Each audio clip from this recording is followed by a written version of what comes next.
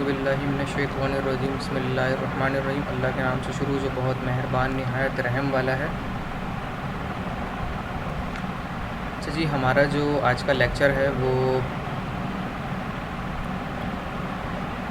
लो voltage circuit breaker के ऊपर है और इसे हम शुरू करेंगे।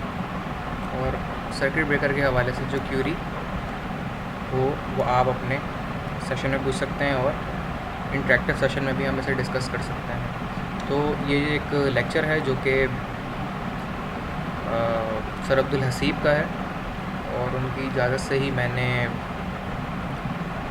शेयर करने की जसारत चाहिए। आप देख सकते हैं सर अब्दुल हसीब का ये लेक्चर है लो वोल्टेज सर्किट ब्रेकर के ऊपर। इसका पार्ट 2 भी होगा जो कि हम हाई वोल्टेज सर्किट ब्रेकर के ऊपर बनाएंगे। तो अगर आप सर्किट ब्रेकर को यहाँ देखें तो ये आपके सामने यहाँ पे नज़र आएगा।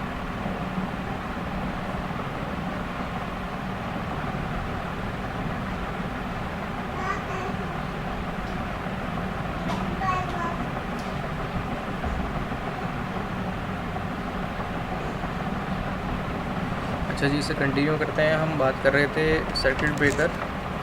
तो हमारे सबसे पहले जो एलवी सर्किट ब्रेकर शुरू होते हैं वो LV circuit breaker low voltage circuit breaker जो सिंगल फेज़ 220 वोल्ट और 3 फेज़ 400 या 440 वोल्ट के अंदर लगते हैं। ये single phase circuit breaker MCB कहलाते हैं और इन सर्किट ब्रेकर को एमसीबी इसलिए कहते हैं क्योंकि ये मिनिएचर सर्किट ब्रेकर होते हैं। इनकी जो रेंज होती है वो 1 एम्पेयर से लेके 100 एम्पेयर तक होती है और कैटेगरी वाइज इसको सिंगल पोल, डबल पोल, 3 पोल और 4 पोल में डिवाइड किया जाता है। अच्छा जी, तो सर्किट ब्रेकर की बेसिक डेफिनेशन और उसके बारे में हम डिस्कस करते हैं कि वो क्या है। Device design to open the circuit automatically under abnormal conditions. Circuit को जो एबनॉर्मल कंडीशन में ओपन करने की सलाहियत रखता है ऐसी डिवाइस को कहते हैं हम सर्किट ब्रेकर। जैसे कि आपके सामने यहाँ नज़र आ रहा होगा, ये एक डबल पोल सर्किट ब्रेकर है जिसको हम इस्तेमाल करते हैं अपने सिंगल फेज़ सप्लाई में, फेज़ और न्यूट्रल के लिए। और अगर 2 फेज़ आपको कंट्रोल करना है तो उसके लिए भी आप इस सर्किट ब्रेकर को इस्तेमाल कर सकते हैं। कंटिन्यू करते हैं हम आगे। Under abnormal conditions without damage to itself when properly applied within its rating. अगर जो करंट इसकी नॉमिनल रेटिंग से एक्सीड कर जाए तो उसके ऊपर सर्किट जो है ऑटोमेटिकली शट हो जाएगा। और मिसाल के तौर पे अगर आपका सर्किट ब्रेकर की जो रेंज है वो 6 एम्पेयर है, तो अगर इससे 7 एम्पेयर का करंट ड्रॉन किया जा रहा होगा, कोई लोड ऐसा लग गया जो इससे 7 एम्पेयर ड्रॉन करने की कोशिश कर रहा होगा, तो ये सर्किट ब्रेकर ट्रिप हो जाएगा। ये क्वालिटी होती है सर्किट ब्रेकर की कि एक्सेसिव करंट या एक्स्ट्रा अमाउंट ऑफ करंट अपने अंदर से निकलने नहीं देता। अच्छा जी, सर्किट ब्रेकर की जो 3 खूबी होती हैं जो नॉर्मली फ्यूज़ में नहीं होती वो ये है कि ये ओपन होता है, क्लोज़ होता है और ट्रिप भी होता है। जबकि फ्यूज़ या स्विच के अंदर की क्वालिटी कम होती है। स्विच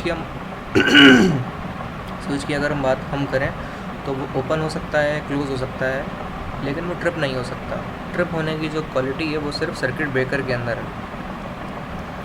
ओके जी, आगे बढ़ाते हैं हम इसको। Basic difference between fuse and circuit breaker कि जैसे कि आप देख रहे होंगे ये हमारा एक ग्लास फ्यूज़ है और ये जो हमारा फ्यूज़ है ये HRC फ्यूज़ है, हाई रिपेयरिंग कैपेसिटी फ्यूज़।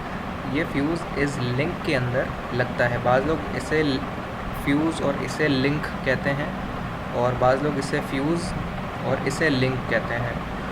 तो ये आपने अक्सर बिस्तर देखा होगा, ये 0.5 एम्पेयर से लेके हाई रेटिंग तक तकरीबन 12 एम्पेयर 20 एम्पेयर तक भी आता है, लेकिन इसके बाद जो रेटिंग होती है वो आपकी HRC फ्यूज़ में आती है। और HRC फ्यूज़ जो अप्रॉक्सीमेटली फील्ड में अवेलेबल भी हैं वो नॉर्मली 220 एम्पेयर के बाद से लेके 600 एम्पेयर 800 एम्पेयर के ये फ्यूज़ HRC फ्यूज़ भी अवेलेबल हैं। अगर आप मार्केट सर्वे करें तो आपको उसमें ये नज़र भी आएंगे कोऑपरेटिव वगैरह की मार्केट में।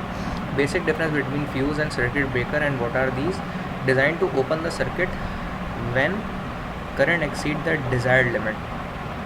अच्छा, ये अपने कॉन्टैक्ट को ओपन कर लेता है और दोबारा क्लोज़ नहीं कर सकता क्योंकि ये फ्यूज़ है, इसीलिए इसके अंदर से जो एक्सीड अमाउंट ऑफ करंट है वो इसकी डिज़ायर्ड लिमिट से नहीं निकल सकता। If fuse is below then it has to be replace. और अगर फ्यूज़ आपका ब्लो हो जाए यानी वो ख़राब हो जाए, जल जाए, फट जाए, तो उसको रिप्लेस करना पड़ेगा, वो दोबारा से काम नहीं आ सकता। यही एक ड्रॉबैक है कि हम फ्यूज़ को इस्तेमाल क्यों नहीं करते। लेकिन जो आपके फीडर प्लर होते हैं, जो सब स्टेशन में अमूमन लगे होते हैं, वो छोटे सब स्टेशन जो कि नॉर्मली एक बल्क सप्लाई को फीड कर रहे होते हैं, उनके सब स्टेशन जैसे कि हॉस्पिटल हो गया, ये इमाम क्लिनिक हो गया, या आपका सिविल हॉस्पिटल हो गया, अब्बासी शहीद हॉस्पिटल हो गया, इन लोड जो कि बल्क लोड होते हैं, इनको जो सप्लाई प्रोवाइड करनी होती है वो हैवी अमाउंट में होती है। तो इस हैवी अमाउंट में जो बल्क सप्लाई हम इन्हें प्रोवाइड करते हैं, उससे होता ये है कि ये आपके एक्सेसिव अमाउंट ऑफ करंट के ऊपर अपने आप को बर्न कर लेते हैं। लेकिन फीडर प्लर के अंदर हम ये 4 फ्यूज़ लगाते हैं। कब लगाते हैं ये 4 फ्यूज़? जब आपकी यूटिलिटी सप्लाई जो कि बल्क केबल, बल्क सप्लाई के ज़रिए ऑयल सर्किट ब्रेकर में जाती है, और ऑयल सर्किट ब्रेकर के ज़रिए से होती हुई ट्रांसफार्मर के अंदर, ये 11 kV की सप्लाई की मैं बात कर रहा हूँ। 11 kV की जो लाइन है वो आपकी इन होती है आपके ट्रांसफार्मर में, दैट वुड बी 750 kVA और 1 MVA के ट्रांसफार्मर के अंदर जब इन होती है, और उससे आउटपुट जो निकलते हैं वायर्स की सूरत में, वो डेल्टा टू स्टार होता है, और आपकी 11 kV टू 400 वोल्ट में ट्रांसफार्मर के ज़रिए फुलफिल होती है। और वो 4 तारे फ्यूज़ के ज़रिए से ब्रेकर के ज़रिए होती हुई PFI में, और PFI से होती हुई आपके मेन पैनल में जाती है। तो अगर हम बात करें कि आपका जो फीडर प्लर है वो आपके मेन ट्रांसफार्मर 11 kV के बाद और आपके PFI से पहले, यानी इसके दरमियान में फीडर प्लर लगा हुआ होता है। और फीडर प्लर असल में कुछ भी नहीं होता, एक किस्म का रैक होता है जिसके अंदर HRC फ्यूज़ के केसेस या लिंक्स लगाए जाते हैं, उनके अंदर इन फ्यूज़ को लगाया जाता है, और उसके ज़रिए से जो 400 वोल्ट की सप्लाई है वो एक फ्यूज़ के ज़रिए होते हुए ब्रेकर में, और ब्रेकर से होती हुई, और इसके साथ में एक इलेक्ट्रिक का एक डिस्ट्रीब्यूशन बोर्ड भी लगा हुआ होता है, जो साथ साथ आपकी सप्लाई जो आ रही होती है उसकी मीटरिंग के लिए कि इलेक्ट्रिक की डिबी वहाँ लगी हुई होती है। बहरहाल ये एक लॉन्ग डिस्कशन हो जाएगी, तो हम इसे आगे बढ़ाते हैं। तो फ्यूज़ को दोबारा इस्तेमाल नहीं कर सकते अगर वो अपनी डिज़ायर एक्सीड लिमिट से एक्सटेंड आगे हो जाए। Basic difference between fuse and circuit breaker की अगर हम बात करें, तो circuit breaker not directly design to open the circuit like fuse और breaker. It's opening depend upon magnitude and time of overload current. अच्छा, जो ब्रेकर होते हैं इनके ये एक ऐसे असाइनमेंट बेस्ड सवाल है, इसको ज़रूर सर्च करिएगा। सर्च बेस्ड एक क्वेश्चन है, वो ये है कि हर ब्रेकर के अंदर उसकी क्वालिटी होती है। तभी आपको कुछ ब्रेकर्स होंगे जो रेटिंग में सेम होंगे, लेकिन उनमें पैसों का फ़र्क नज़र आएगा कि एक 6 एम्पेयर का ब्रेकर है, लेकिन उसके पैसे जो हैं एक और 6 एम्पेयर के ब्रेकर के मुकाबले में, हालांकि ब्रांड सेम है, उनके पैसों में फ़र्क होगा, क्योंकि इनके अंदर ब्रेकर की कैटेगरी आती है, A curve, B curve, C, या फिर A type, B type, C type, D type circuit breakers, इनकी कैटेगरी होती है। इनमें बात ये होती है कि कौन सा ब्रेकर कितनी जल्दी क्विक रिस्पांस देते हुए अपने आप को ट्रिप करवा सकता है एबनॉर्मल कंडीशंस के अंदर। तो ये ऑनवर्ड देख लीजिएगा कि A category, B category, C category, या फिर A type, B type, C type circuit breaker MCB या MCCB में कौन से होते हैं, तो उससे आपको आइडिया होगा कि सर्किट ब्रेकर के अंदर इंटरप्शन ऑफ द टाइम के हिसाब से भी अलग अलग कैटेगरी पाई जाती है, और इस हिसाब से उनके अलग अलग पैसे भी होते हैं। तो उनका मैग्नीट्यूड मींस एम्पेयर रेटिंग, अगर वो उससे एक्सीड कर जाए तो फिर उसके अंदर शॉर्ट सर्किट सेंस हो जाएगा और सर्किट ब्रेकर आपका ट्रिप हो जाएगा। सर्किट ब्रेकर में टैगिंग भी होती है, जैसे आप देख रहे होंगे ये इसकी टैगिंग होती है, ऊपर लगी हुई होती है। उसके बाद लिख सकते हैं कि S1, S2, या फिर F1 fan 1, L1 light 1, bulb B1, इस तरह आप उसके ऊपर टैगिंग भी कर सकते हैं। ख़ासतौर पर शनाइडर और टेरासाकी के ऊपर ये टैगिंग के एक कवर होता है, इसके ऊपर आप बाकायदा लिख भी सकते हैं और उस कवर को बंद भी कर सकते हैं। जैसे ये C10 लिखा हुआ है, तो इसका मतलब इसकी जो करंट रेटिंग है वो 10 एम्पेयर है। ओके जी, circuit breaker can be reset either manually और automatically to resume normal operation. अच्छा, ये बात एक बिल्कुल कही गई है, सर्किट ब्रेकर अपने आप को ऑटोमेटिकली और मैनुअली भी रीसेट कर सकते हैं मैनुअली करने का मतलब तो कोई यूज़र ही करेगा, और ऑटोमेटिकली का मतलब ये है कि वो अपने आप को खुद रीसेट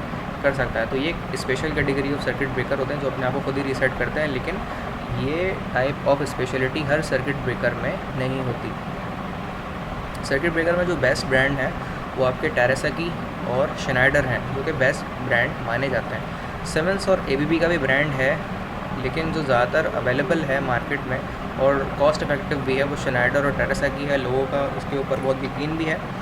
और जो बहुत अच्छे ब्रांड नहीं है उनमें LS का ब्रांड है, जो कि जस्ट बहुत अच्छे नहीं। चिंड के ब्रेकर हैं, बिल्कुल अच्छे नहीं है। हैगर का ब्रेकर है, वो बिल्कुल अच्छे नहीं है। लेकिन ये ब्रांड अगर आपको पुराने मिल जाते हैं तो ये बहुत अच्छे सर्किट ब्रेकर में ब्रांड है। टाइप्स ऑफ सर्किट ब्रेकर्स की अगर हम बात करें तो उनमें अगर हम फ़िलहाल इसको पढ़ने से पहले मैं टाइप ऑफ सर्किट ब्रेकर अगर आप लोगों को बताऊं तो type of circuit breaker LV के अंदर हमारे होते हैं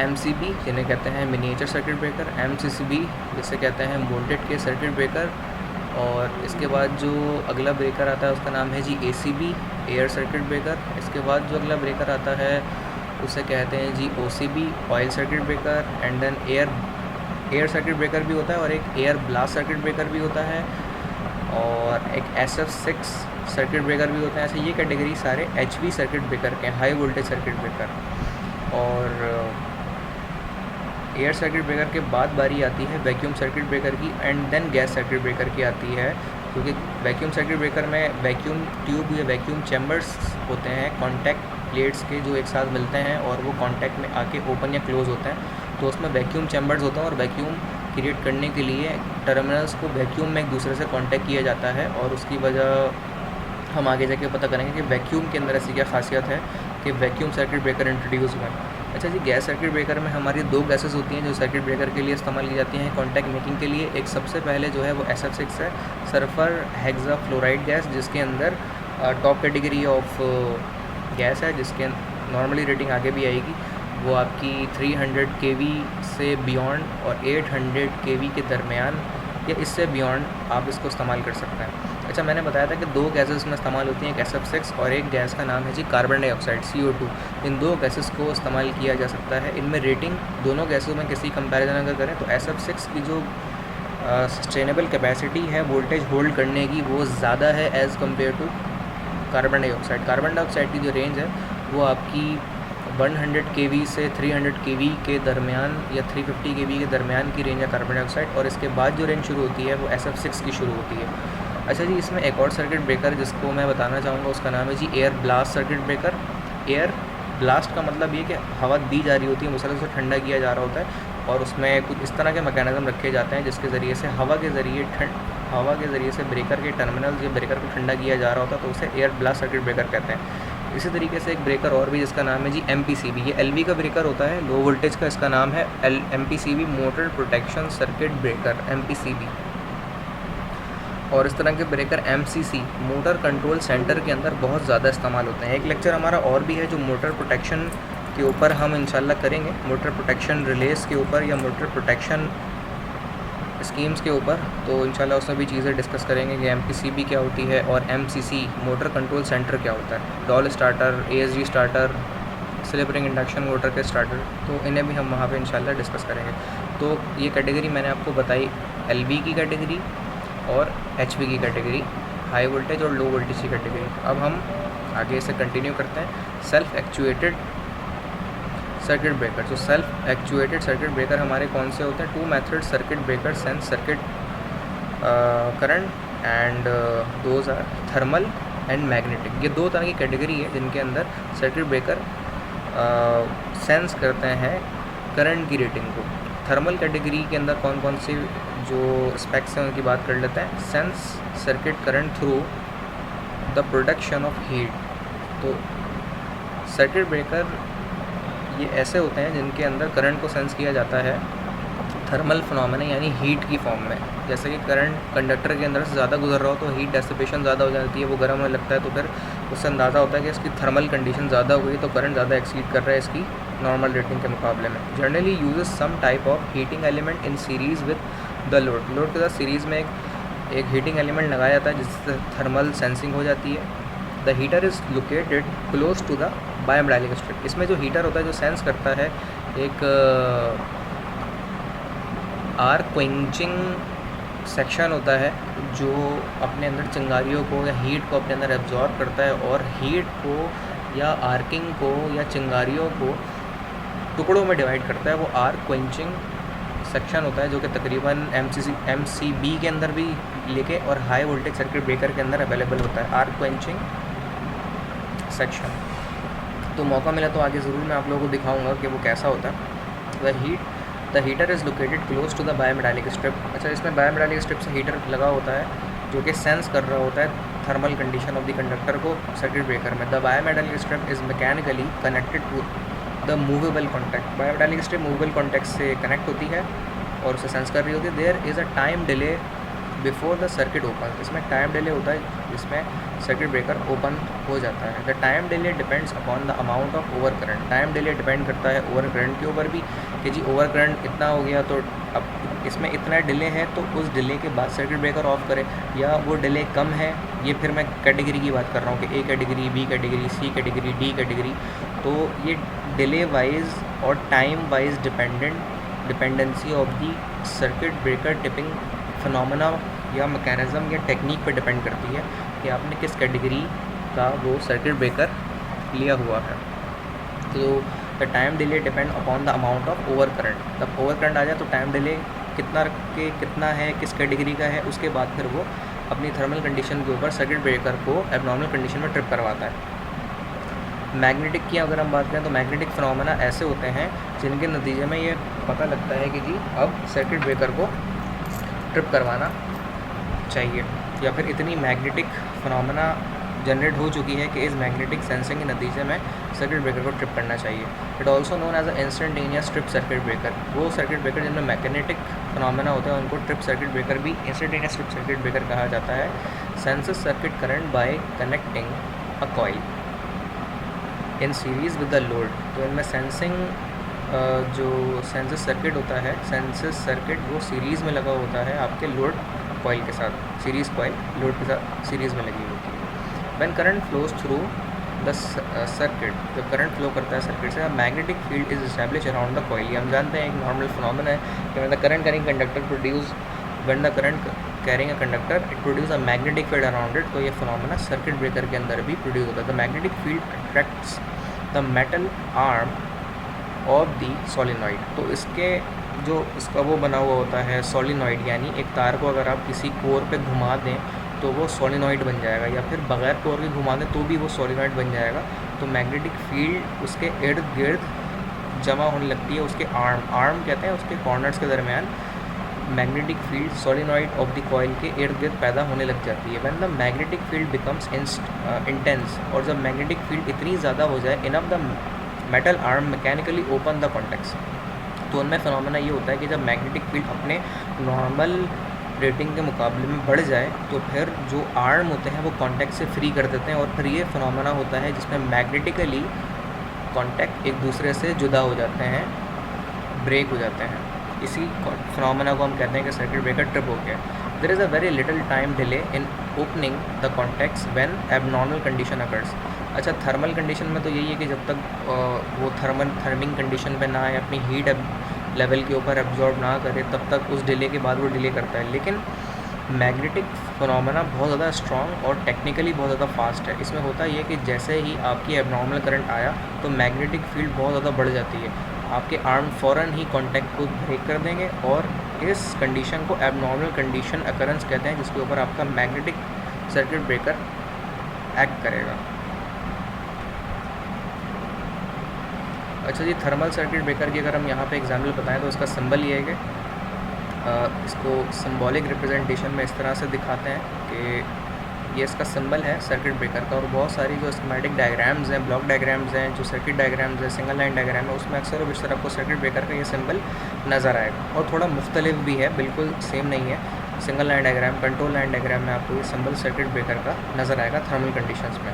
स्कीमेटिक डायग्राम में अगर आप देखें इसे तो ये ब्लॉक डायग्राम भी कहलाती है। ये आपका सर्किट ब्रेकर है कि लाइन आ रही है, लाइन कॉन्टैक्ट से मेक करेगा जो कि पहले से ओपन हुई हुई है, तो ये स्टेशनरी कॉन्टैक्ट जो कि रहता है, और मूवेबल कॉन्टैक्ट कि ये क्लोज हो जाए या ओपन हो जाए, ये वो कॉन्टैक्ट होता है। फिर फर्दर अंदर सर्किट ब्रेकर का ये फिनोमेना है, ये हीटर है इसका, आर्क क्वेंचिंग चैम्बर कहते हैं इसको, हीटर, इसके अंदर हीट सेंस की जाती है और फिर यहाँ से होते हुए सीरीज़ में ये हीटर सीरीज़ में लोड के साथ लगा होता है जो कि न्यूट्रल से जाके मिलता है। तो इस तरह सर्किट कंप्लीट होता है आपका। फर्दर इसके साथ बायोमेटालिक स्ट्रिप लगी होती है जो कि बैंड होती है, तो ये सीधी है, फिर ये बैंड हो जाती है, इस तरह करके बैंड हो जाती है। तो फिर उससे होता ये कि ये इसको अपनी तरफ अट्रैक्ट कर लेती है बायोमेटालिक स्ट्रिप और सर्किट इससे ओपन हो जाता है बेंडिंग के नतीजे में। तो हीट जो है, हीटर जो है बायोमेटालिक स्ट्रिप को यहाँ पे हीट करता है जिसके नतीजे में ये बैंड होती है और आपका कॉन्टैक्ट मेकिंग से ओपन हो जाता है। तो ये फिनोमेना थर्मल सर्किट ब्रेकर के अंदर फॉलो होता है। फर्दर मोर हम ओवरहीट सर्किट ब्रेकर को कंटिन्यू करेंगे इस स्लाइड के बाद से। ये लेक्चर पार्ट 1 सर्किट ब्रेकर का यहाँ पे एंड होता है।